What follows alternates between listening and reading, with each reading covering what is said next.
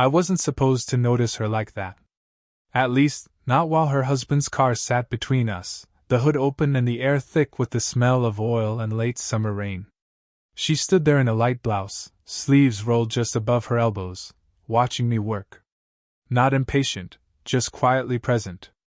The kind of presence that made silence feel full. Every time I looked up, she wasn't looking away fast enough. "Does it look bad?" she asked, voice low, like she didn't want to disturb the air between us. "Not bad," I said. "Just tired." She smiled, soft and knowing. "Aren't we all?" It wasn't flirtation. Not yet. Just something that slipped out, like truth disguised as small talk. Her name was Elena. She lived a few houses down. I'd helped her once before, carrying groceries, changing a tire. She always thanked me with that same measured warmth, like she meant it too much but didn't want to show it. This time, though, something felt different. Maybe it was the way the rain made her hair cling to her neck, or how her perfume lingered under the scent of metal. I couldn't tell if it was her calm that drew me in, or the way I could feel something restless beneath it. When I handed her the wrench, our fingers brushed. Just barely, enough for the world to tighten around that single point of contact. She didn't pull back. Not immediately. "Cold hands," she said. I tried to laugh it off. "Guess I should have worn gloves." "You're young," she murmured. "You'll warm up fast." It shouldn't have sounded like that. It shouldn't have made me forget what I was supposed to be fixing. I wiped my hands on the rag, trying to focus. "You drive this much?" "Only when I need to," she said. "Mostly it just sits." Her voice softened on that last word, like she wasn't talking about the car anymore. We stood there, half covered by the garage roof, watching the rain turn the driveway silver. She crossed her arms, maybe to keep warm, maybe to hide how close she'd moved. The space between us felt deliberate now, a kind of silence that asked questions neither of us could answer. I could feel her eyes on me again, tracing my face like she was memorizing something she shouldn't. "You're good at this," she said. "I try." She tilted her head. "No. You care when you do things. That's rare." Her words hit somewhere I didn't expect. Not because of what she said, but because no one had ever said it like that before. And for a second, I wanted to say something reckless. Ask her why she was out here alone. Ask her if she ever got tired of pretending she didn't notice me. Instead, I said, "It should start now." The engine turned over, smooth and low. She smiled, and I could swear she looked relieved, or maybe disappointed it was fixed so quickly. "Thank you," she said. "Really?" Her hand rested on my forearm. Just a second. Long enough for heat to pulse through the space her fingers touched. Then, a sound broke it. A door opened from inside the house. A man's voice, distant but unmistakable. Her hand fell away like a secret caught midair. She turned to him, but her eyes lingered on me, just a flicker, a breath, something wordless passing between us. And that's when I knew fixing her car wasn't going to be the hardest part. She came by 2 days later, said the car was making a sound again. It wasn't. I knew it. She knew it. But neither of us said anything. The driveway shimmered with late afternoon heat, and she stood there holding her keys like an excuse. "Mind taking another look?" she asked. "Of course." She stayed close while I leaned under the hood, her perfume quiet and warm against the smell of sun-baked metal. Every few seconds I caught her reflection in the windshield, her arms crossed, head tilted, watching me like she was trying to read what I wasn't saying. "Long day?" I asked. "Always," she said, smiling faintly. "You get used to being tired. Or you stop noticing." Her words sounded rehearsed, like something she'd told herself too many times. "You work too much?" I asked. "I teach," she said. "Teenagers. So, yes." She laughed softly, the kind of laugh that hides an ache. I didn't mean to look at her for that long. The sunlight hit her hair, and I saw the lines near her eyes, not as flaws, but as proof she'd lived more life than I could understand. She noticed my stare.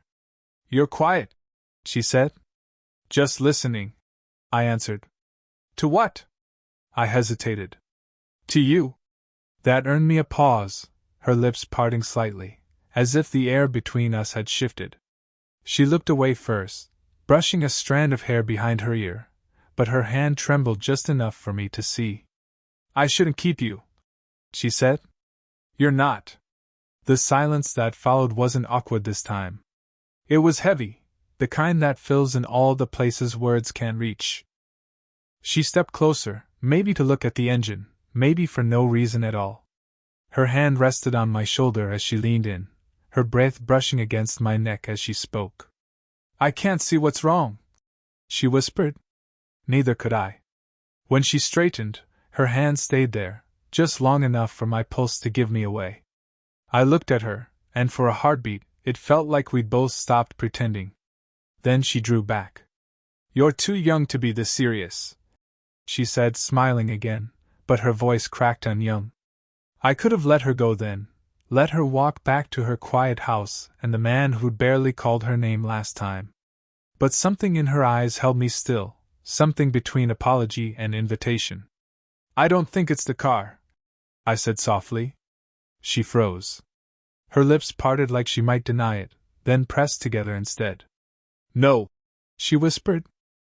It isn't. Her gaze dropped to my hands, then rose again, eyes steady now, filled with something she tried too long to hide. And in that charged quiet, she didn't step back. She just said, Thank you for checking. But her voice stayed low, unsteady, like gratitude was the only safe word left between us. It started with a text. The sound's back again. Could you come by? I told myself it was just about the car, again, but I left before finishing dinner. When she opened the door, her hair was still damp, the smell of soap and something faintly floral slipping through the doorway. She was in a loose sweater, the kind that looks borrowed, sleeves falling past her wrists. Sorry, she said. It started right after I drove home from school. I nodded, but she didn't move aside. She just stood there for a second too long, then stepped back, letting me in. The house was quiet, too quiet. A lamp burned in the corner, gold against the gray rain light. I asked, He's not home? Her pause said more than words could. No. Not tonight. The hum in my chest wasn't from the car anymore. I crouched near the floor, pretending to check something beneath the dash. She stood close, too close, her hand brushing the doorframe, her breath slow and uneven. Every time I looked up, she was watching me, expression unreadable.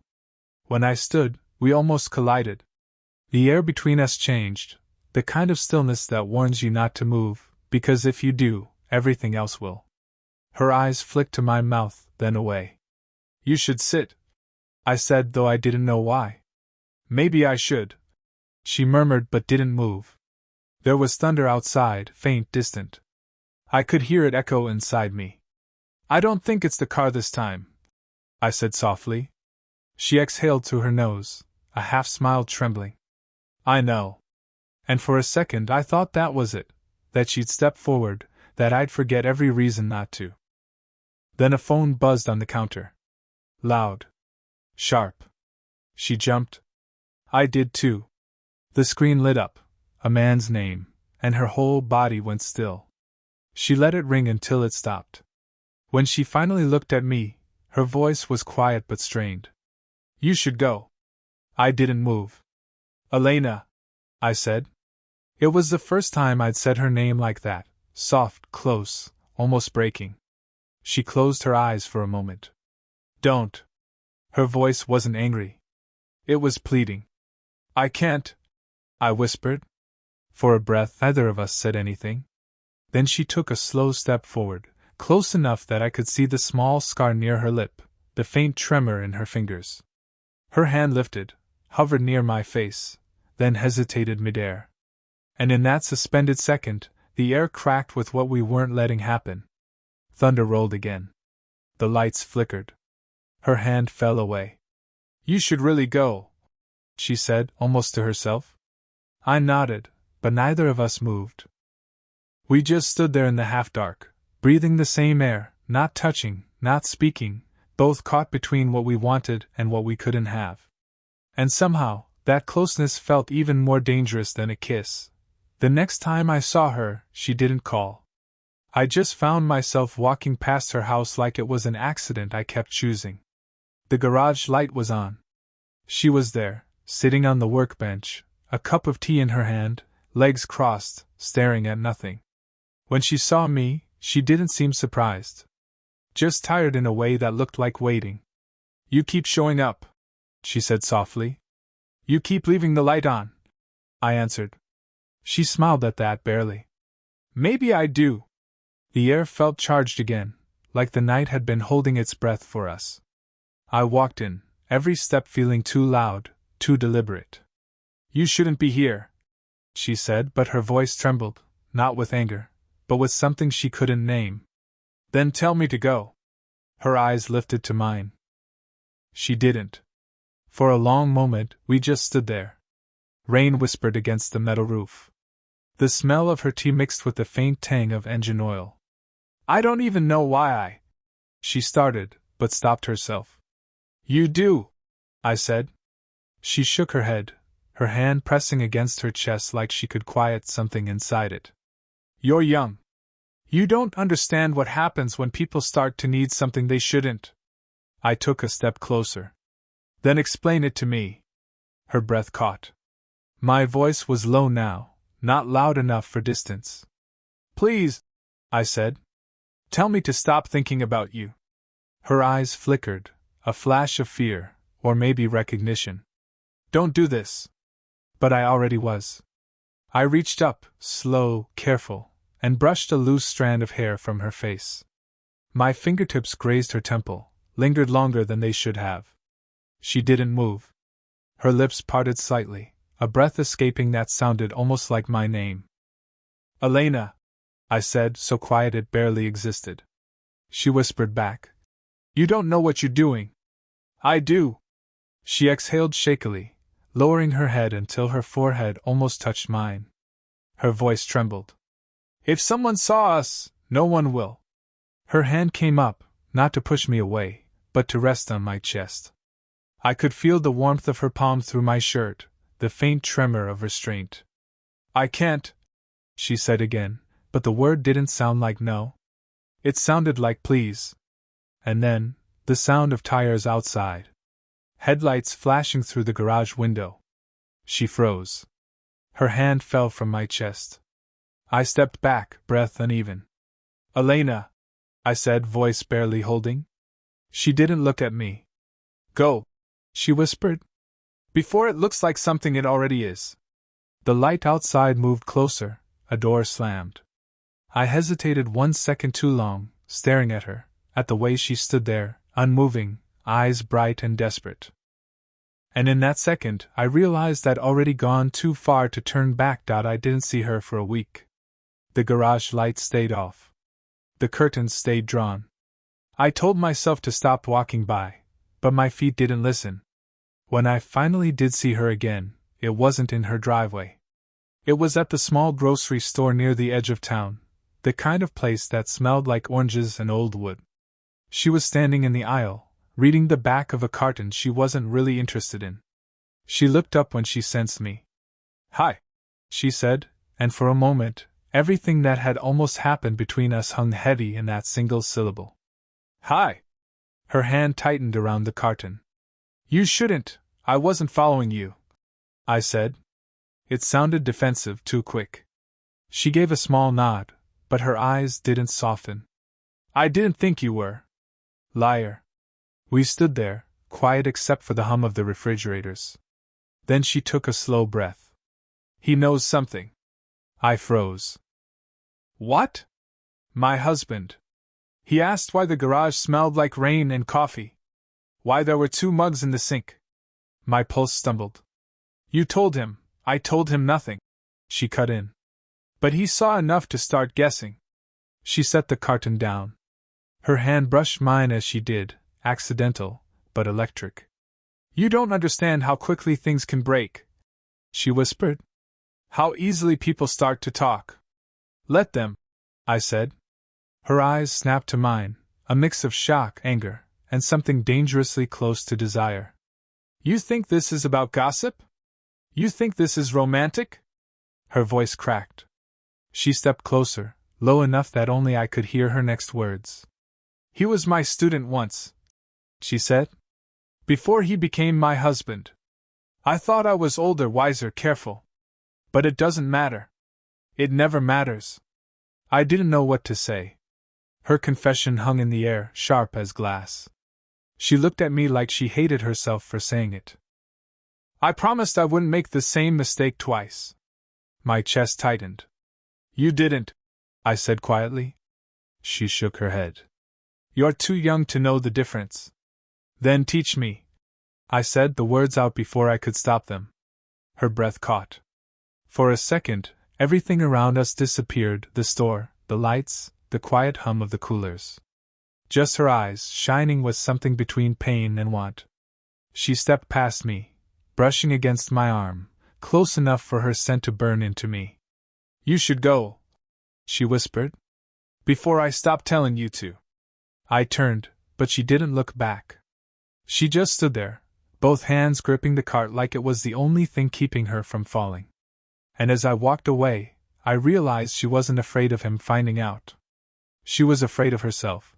The night I went back to her house, I didn't plan to. I just drove until the roads ran out of excuses, and the only light left burning was hers. She opened the door before I knocked, as if she'd been waiting. Neither of us said hello. The house was dim, quiet except for the slow ticking of a clock. She wore a long cardigan, her hair unpinned, bare feet on the wooden floor. I'd never seen her look more unguarded, or more dangerous. I shouldn't have told you that, she said. About him. About before. I'm glad you did.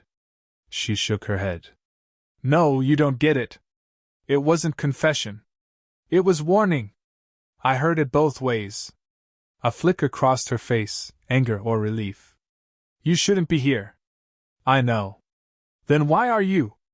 I didn't answer. I just took a slow step forward, the floor creaking beneath us. She didn't move away. Elena, I said, my voice low, unsteady. Tell me to stop coming back. She exhaled shakily. You won't listen. Maybe I will. She smiled, small and sad. No, you won't. We stood there, inches apart, close enough for the air to tremble between us. Her hand lifted, fingers barely touching the front of my shirt. I can't keep doing this, she whispered. Doing what? Pretending it doesn't feel like something it shouldn't. Her voice broke on the last word. My throat felt tight. Then don't pretend. She looked up at me then, and for the first time, I saw everything, the fear, the ache, the years she'd spent being someone else's safe choice. I reached for her hand. She didn't pull away. You think I'm chasing some idea of you, I said quietly. But I see you. The way you laugh too softly. The way you hide when you're tired. The way you look at me like you've already decided it's wrong.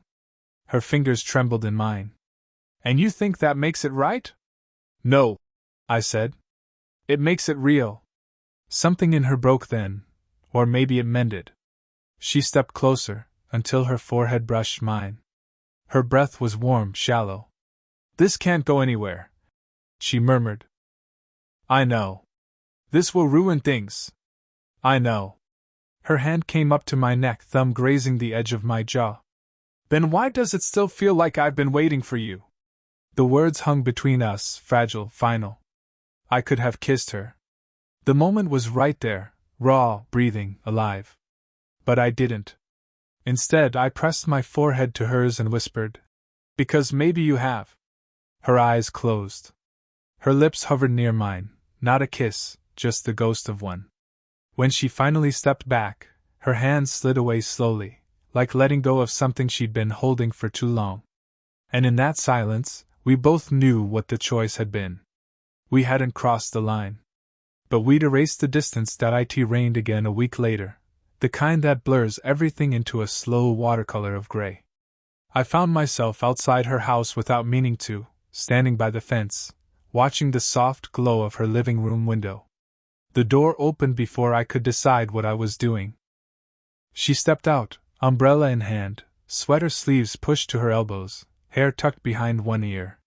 "You're going to get soaked," she said, like it was the most ordinary thing in the world for me to be standing there again. "Maybe I already am." Her smile was small, careful. "You never listen, do you? Not when it comes to you." She sighed, but she didn't tell me to leave. She just held the umbrella over us both, close enough that the fabric brushed my shoulder, her perfume soft under the rain. For a while neither of us spoke. The rain hit the ground in steady rhythms. The quiet between us wasn't heavy anymore, just alive. "I keep thinking about that night," she said finally. "So do I." Her voice lowered. "I wanted to." She stopped herself, shaking her head. "No. It doesn't matter." "It does." She looked at me then, really looked. "I was afraid," she said. "Of wanting something that couldn't last. Of what people would say. Of being the one who should have known better." I nodded. "And now?" Her hand tightened on the umbrella handle. "Now I think the only thing worse than wanting you was pretending I didn't." The words landed soft, but they hit deep. I reached out slowly, giving her time to pull away. She didn't. My fingers brushed hers, then laced through. Her hand was cold, trembling slightly. Mine wasn't any steadier. We stood like that for a long moment, rain falling around us, hands joined under that small circle of borrowed shelter. "Does it still feel wrong?" I asked. Her thumb traced across my knuckle. "No," she whispered. "It just feels real." We walked to the porch, still holding on. When we stopped beneath the eaves, she turned toward me. The light from inside fell across her face, soft and golden. "You've ruined my quiet," she said, half smiling. "I'll help you build a louder one," I replied. She laughed then, the sound I'd been missing, full and free this time. And before I could overthink it, she reached up, touched my cheek, and kissed me. Not rushed. Not stolen. Just inevitable. When we finally pulled apart, the world felt lighter. She leaned her forehead against mine and whispered, "Maybe we were never wrong. Just late." I smiled, eyes closed, memorizing the sound of rain and her breath so close to mine.